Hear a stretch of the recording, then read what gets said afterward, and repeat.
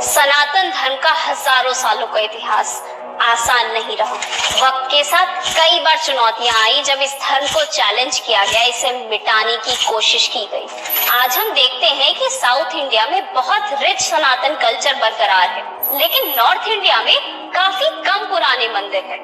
और इसका कारण ये है कि सबसे ज्यादा अटैक्स दिल्ली और उसके आसपास इलाकों में हुए, इसलिए सबसे ज्यादा तबाही वहीं हुई। हमारे कई सारे पुराने मंदिरों को तबाह कर दिया गया। नालंदा और विक्रमशिला जैसे दुनिया की सबसे पुरानी यूनिवर्सिटीज को तबाह कर दिया गया। 90 लाख से ज्यादा मैन्युस्क्रिप्ट्स जिसमें हमारा कल्चर, हमारी सीख, हमारी फिलॉसफी थी, सब कुछ उस आग में जलकर नष्ट हो गया। औरंगजेब जैसे निर्दयी मुगल एम्परर्स ने जिजिया टैक्स जारी किया, जिस वजह से हिंदुओं को कई गुना ज्यादा टैक्स देना पड़ता था, सिर्फ इस वजह से क्योंकि वो हिंदू थे।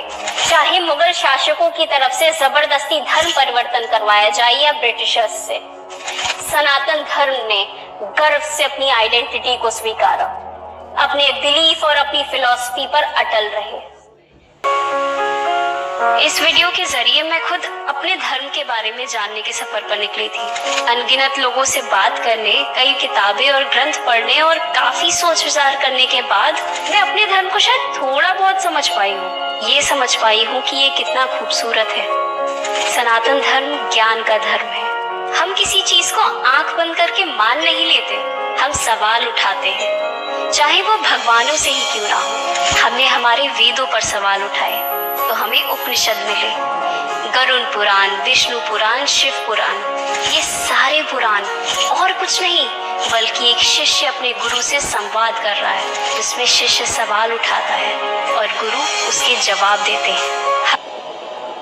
धर्मों के अलग अलग प्रकार होते हैं। कुछ धर्म मोनोथियस्टिक होते हैं, यानी जो मानते हैं कि भगवान एक ही है। कुछ धर्म पॉलीथियस्टिक होते हैं, जो मानते हैं कि कई सारे भगवान होते हैं। लेकिन सनातन धर्म पॉलीमॉर्फिज्म में मानता है, जिसका मतलब है कि एक भगवान है जो सबसे ऊपर, सबसे श्रेष्ठ है, और सारे भगवान उनकी छवि है, जो मानव जाति की अलग अलग जरूरतों को पूरा करने के लिए अलग अलग रूपों में आते हैं। इसीलिए कई लोग भगवानों को इष्ट देव भी कहते हैं, और जिंदगी के अलग अलग पड़ाव पर ये इष्ट देव बदल भी सकते हैं। जो सबसे दिल के करीब होता है वो है इष्ट देवता, जिसको मैं पसंद करता हूँ।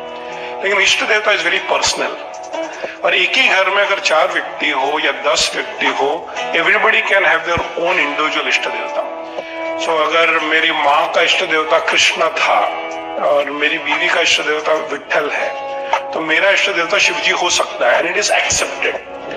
अब इष्ट देवता इज अ पर्सनल चॉइस, कोई बोल नहीं सकते कि इसी को मानो, पर सच कहते हैं कि वो दिल की बात होती है, तो किसी को क्या पसंद आ जाए वो तो अपने ऊपर चॉइस है।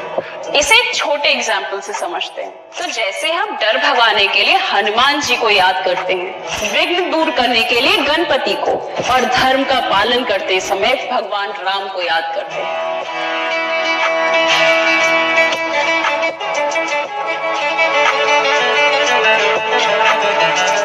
इन सारे भगवानों से कई अलग अलग संप्रदाय बनते हैं, जिनमें से 4 मेजर है। वैष्णव, जो भगवान विष्णु को परब्रह्म या सुप्रीम मानते हैं। शैव, जो भगवान शिव को सबसे श्रेष्ठ मानते हैं। शाक्त, जो माता शक्ति यानी पार्वती जी को सबसे श्रेष्ठ मानते हैं। और स्मार्त संप्रदाय के बारे में ऐसा भी कहा जाता है कि वो सभी भगवानों को एक समान मानते हैं, सबकी एक समान पूजा करते हैं। लेकिन इन सारे संप्रदाय, सारे भगवान और सारी परंपराओं को जोड़ती है एक चीज, सनातन धर्म की फिलॉसफी।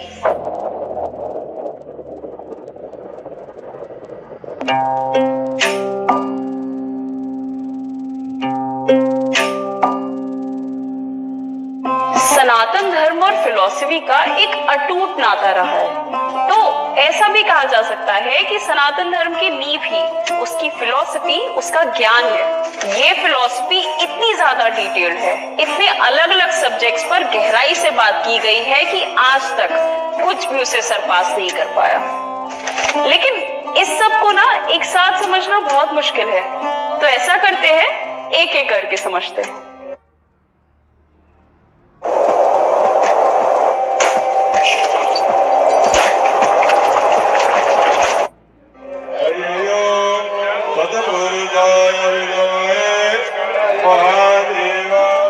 ब्रह्मन, आत्मन, धर्म, कर्म, समय चक्र और मोक्ष, ये है सनातन धर्म के कोर बिलीफ्स।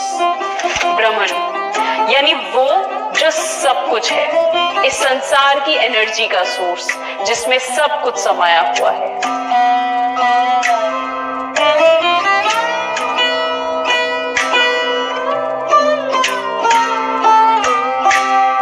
आत्मा या आत्मन यानी वो जो हमारे शरीर और इस मटीरियल दुनिया से परे है। आत्मा अमर है, इसी के कारण ही हम एक दूसरे से अलग होते हैं। Soul is what makes us. ब्रह्मन और आत्मन इस संसार के डुअल नेचर को समझाते हैं, क्योंकि ये दोनों आपस में मिले हुए भी है लेकिन अलग भी। इसे ऐसा समझा जा सकता है कि ब्रह्मन एक विशाल सागर है जिसमें से एक एक बूंद है आत्मन। ये सारी बूंदें अपने आप में अलग हैं लेकिन उस विशाल सागर का ही हिस्सा है। इसी को कहा जाता है आत्मा का परमात्मा से मिलन। इसके अलावा है धर्म यानी ड्यूटी। हर इंसान, हर जीव का एक धर्म होता है, एक ड्यूटी होती है। धर्म कुछ लोगों के लिए एक सेट ऑफ रूल्स भी हो सकते हैं, जैसे धर्म का पालन करना मतलब हमेशा सही काम करना, दान करना, व्रत रखना। एक इंसान जब कोई कार्य करता है, वो कार्य अच्छे उद्देश्य के साथ किया जाए, अच्छे हेतु के साथ किया जाए, तो वो अपने आप धार्मिक कार्य बन जाता है। अच्छे उद्देश्य के साथ किया गया कर्म जो है वही आपका धर्म बन जाता है, और एक अच्छे उद्देश्य के साथ किया गया धार्मिक कार्य है वही आपका कर्म बन जाता है। और इसी धर्म का पालन करते हुए वो जो भी कार्य करता है वो उसके कर्म कहलाते हैं, अच्छे बुरे सब। और इन सभी कर्मों का फल उसकी आत्मा को इस जीवन में या अगले जीवन में चुकाना पड़ता है। कर्मों के आधार पर ही एक इंसान जीवन के अल्टीमेट गोल को प्राप्त कर सकता है, मोक्ष।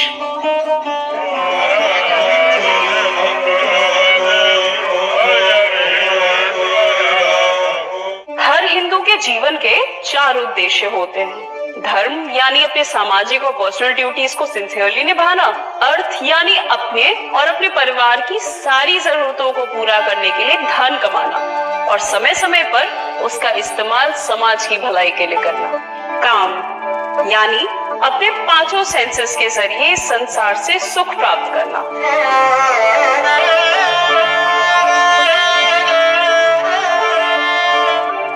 और मोक्ष यानी अपने आप को जीवन चक्र से मुक्त करवाना।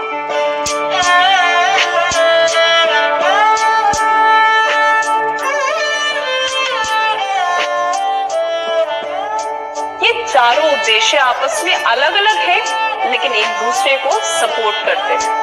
धर्म का पालन करके धन कमाकर एक प्रेम और सुख भरा जीवन जीने से मोक्ष की प्राप्ति हो सकती है। यूजुअली इन्हें 2 ग्रुप्स में डिवाइड किया जाता है। सबसे पहले आते हैं आस्तिक। आज हम मानते हैं कि आस्तिक वो है जो भगवान में मानते हैं, लेकिन आस्तिक वो होते हैं जो वेद में मानते हैं, जैसे कि सांख्य, न्याय, वैशेषिक, मीमांसा, वेदांत और योग।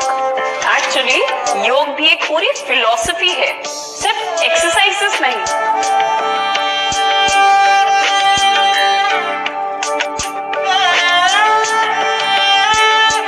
के अलावा जो दूसरा ग्रुप है वो है नास्तिक, जो वेदों में नहीं मानता। इस ग्रुप में आते हैं बुद्धिज्म, जैनिज्म, चारवाक और आजीविक। ये सारे schools of thought, particularly Buddhism और जैनिज्म, अपने आप में एक अलग रिलीजन भी है। हालांकि ये डिबेट का मामला है कि इन्हें सनातन धर्म के अंदर कंसिडर भी किया जाए या नहीं।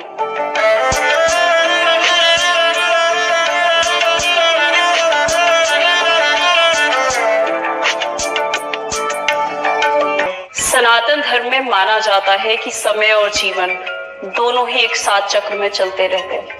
हमने अभी ये समझा कि आत्मा अमर है, तो अगर शरीर की मृत्यु भी हो जाए तो इस आत्मा को दूसरा जीवन जरूर मिलेगा। इसी को जीवन मरण का चक्र कहते हैं। एक आत्मा बार बार अलग अलग शरीर में जन्म लेती है और इसी चक्र से आजाद होने के लिए मोक्ष की प्राप्ति करनी होती है। सनातन धर्म में समय को बहुत क्लियरली डिफाइन किया गया है: सतयुग, त्रेता युग, द्वापर युग और कलयुग। इन चारों युगों को मिलाकर एक महायुग बनता है और ऐसे ही 71 महायुग मिलकर बनाते हैं एक मनवंतर जो लगभग 30 करोड़ सालों का होता है।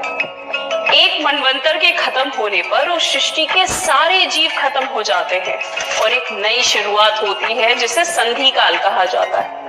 और हैरानी की बात तो ये है कि करीब 25 करोड़ साल पहले ही पृथ्वी पर एक मास एक्सटिंक्शन इवेंट हुआ था जिसमें डायनासोर्स के साथ पृथ्वी के करीब 95% जीव जंतु खत्म हो गए थे। 14 मनवंतर और 15 संधि काल मिलाकर बनता है एक कल्प जो ब्रह्मा जी के एक दिन के बराबर है।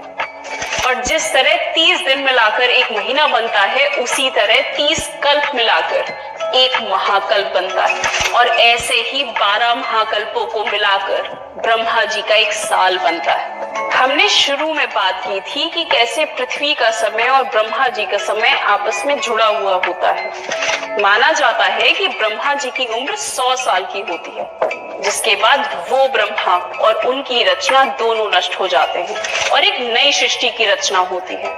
ब्रह्मा जी के हर साल में 360 दिन होते हैं और आज हम उनके 91वें साल के पहले दिन में जी रहे हैं।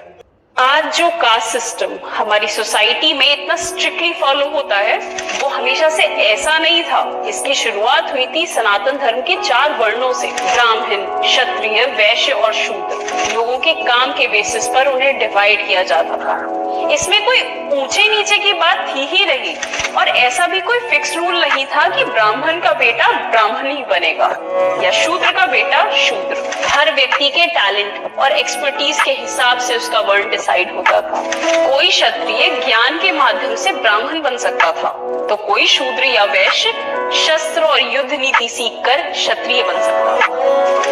दरअसल ये जातिवाद की प्रॉब्लम शुरू हुई एक ग्रंथ से, मनुस्मृति, जिसमें कहा गया कि चारों वर्ण कर्म के बेसिस पर नहीं बल्कि जन्म के बेसिस पर डिसाइड किए जाते हैं।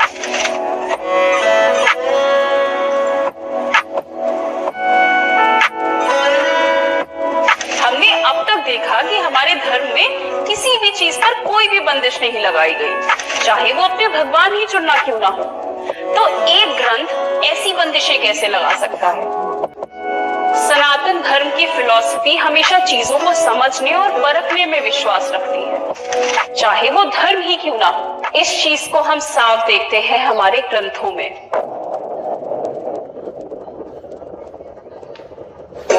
सनातन धर्म में कई अलग अलग टाइप के ग्रंथ हैं जो एक इंसान के जीवन जीने से लेकर ईश्वर को प्राप्त करने तक सारा ज्ञान देते हैं। सबसे पहले आए वेद, जिनके बारे में हम काफी बात कर चुके हैं। उसके बाद उपनिषद, जो कि वेदों पर आधारित थे। उन्हें वेदों का एक्सप्लेनेशन ही कह लीजिए, या ऋषियों की उन वेदों पर फिलॉसफी।